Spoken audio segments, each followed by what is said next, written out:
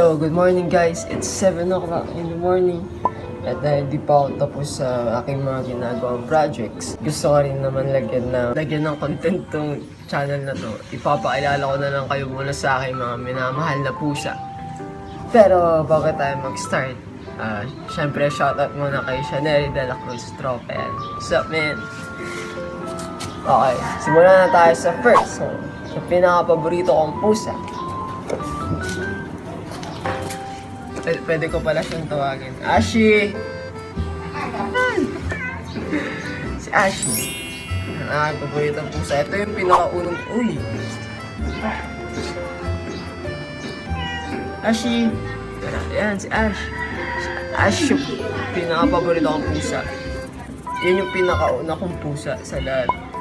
Nabili ko lang yan dun sa kapitbahay namin. Ano siya, yung papa niya, yung papa niya, Siamese, tapos yung mama niya, domestic. Kaya, hindi siya purong breed. Tapos paalala ko kayo sa susunod. Noah!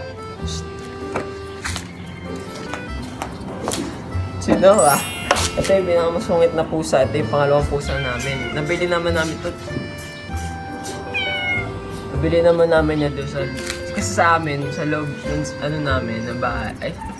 Basta dito sa loob, meron din isa pang loob. Tapos, nung nag-aanap-anap kami doon ng, mamaya ka na kayo, doon ka muna. Hindi pa ikaw. Tapos, nung nag-aanap-anap kami doon sa loob, doon sa unang bahay mismo, may nakasulat na Persian cats for sale. Nakita namin siya, tapos sabi ko kay mama, ang ganda, mamaya ka na nga. Bubuhatin kita, pero mamaya ka. Huwag ka dyan. Sabi ko, parang gusto ko nun, parang may kalaro si Ash. Si Ash kasi may hilig mga agat-ngagat ng paa kasi wala siyang kalaro. Kaya binili ni Papa si Noah. Kaso super sungit yung tinan.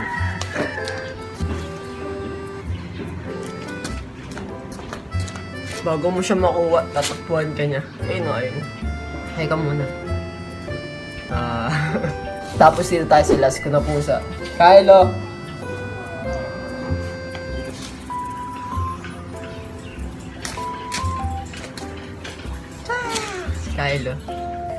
Si Kylo. Nakuha naman namin to sa tiyan ni Ash kasi anak niya si Ash. Tapos, yung pangalan niya, ang Kylo, syempre, fan ako ng Star Wars, kaya...